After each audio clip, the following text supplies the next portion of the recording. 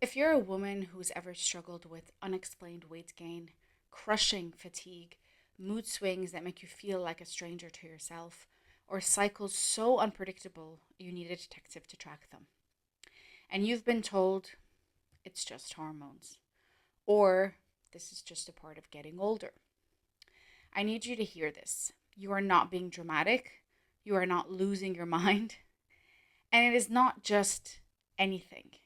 There is a specific biological reason your symptoms are clustered together, and it connects to two worlds medicine often treats separately: your reproductive health and your metabolic health. Today, we're unraveling the intimate two-way street between your sex hormones and insulin.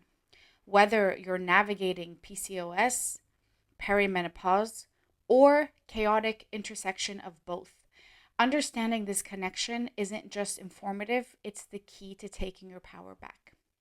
Welcome to my channel. I'm Belinda Dow, a licensed dietitian. Let me break down the science for you.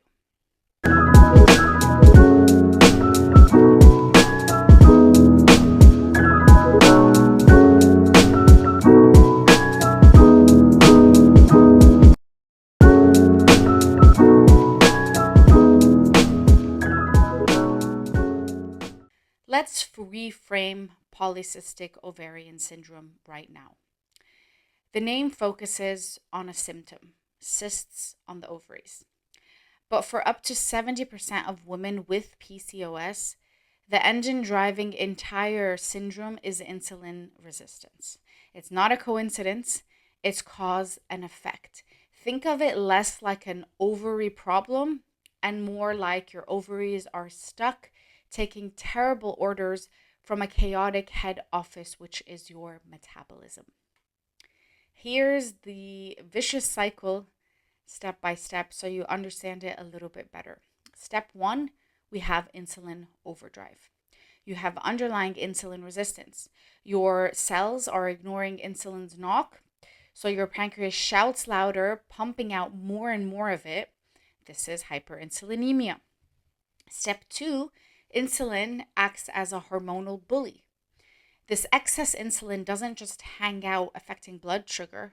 Oh no, it travels to your ovaries and acts like a bully at a factory. It overstimulates the theca cells and tells them produce more testosterone. Now, this is why women with PCOS often experience symptoms of androgen excess. This is hirsutism, unwanted hair, acne, and female pattern hair loss. Your ovaries aren't broken, they're receiving the wrong chemical memos from the runaway metabolism. Step three is the ovulation shutdown. High insulin and the resulting high testosterone then crash the delicate hormonal party between your brain and your ovaries. Normally, follicle stimulating hormone FSH and luteinizing hormone LH work in perfect rhythm, like a graceful duet, to grow a follicle and trigger ovulation. With PCOS, insulin resistance causes LH to be chronically elevated. LH dominance further fuels testosterone production and critically prevents follicles from maturing. They stall, they form small cysts, ovulation doesn't occur. Hello, irregular absent periods and fertility challenges. So the irregular cycles, the high testosterone symptoms, the stubborn weight, they are not separate issues. They are dominoes. And the first domino to fall is insulin resistance. Treating PCOS without addressing insulin resistance is like trying to clean up a flooded kitchen without first turning off the tap. You'll just keep mopping forever and ever. Now, let's fast forward. The years leading into menopause, perimenopause, for some women, this is when the wheels seem to come off metabolically overnight. I haven't changed a thing, but I'm gaining weight, especially here, our abdomen. My energy is gone. My sleep is broken. My moods are on a roller coaster that I didn't buy a ticket for. Why?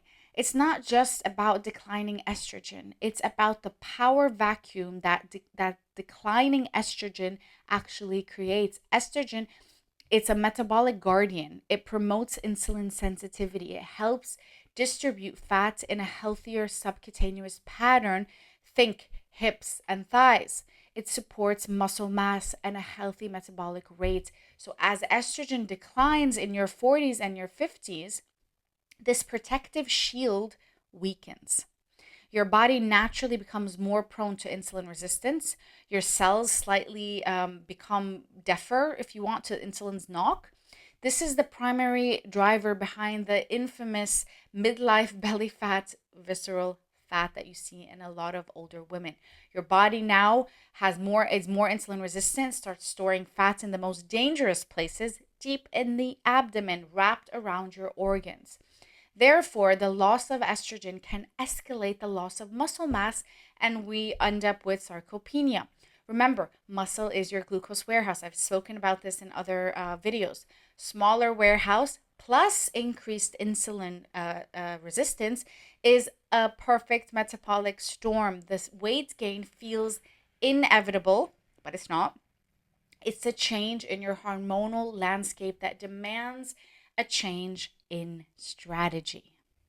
So, let's talk about the healing pathway to reclaiming this harmony that we've lost. Now, the common medical approach for PCOS is often birth control pills to override the cycle.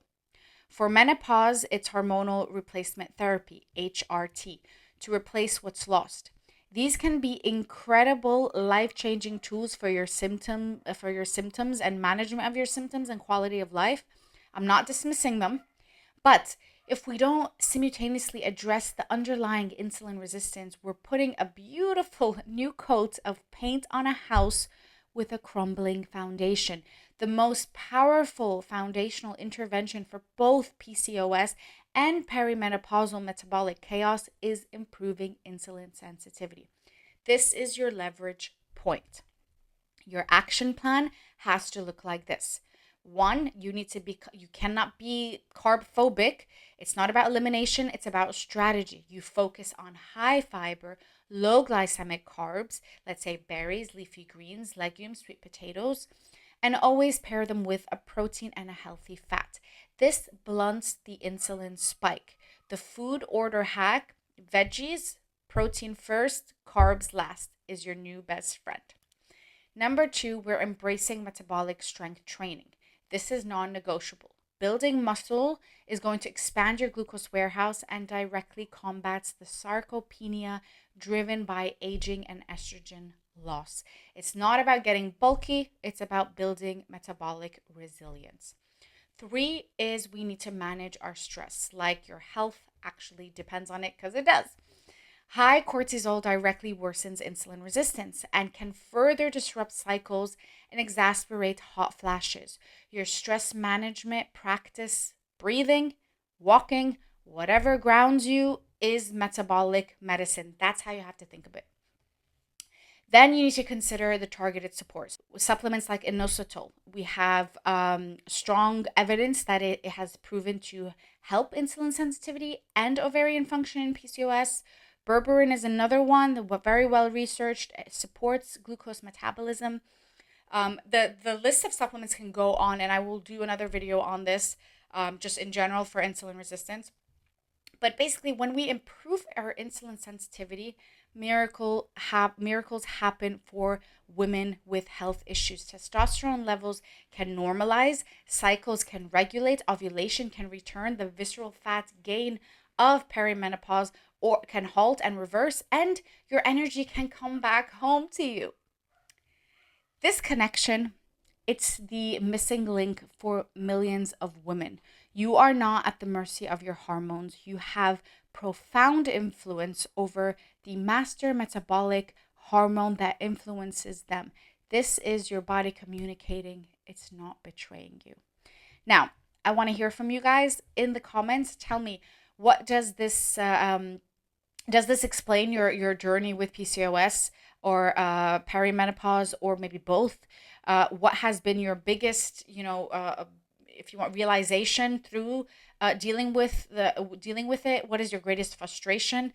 Let's get this conversation started so we can help you out more.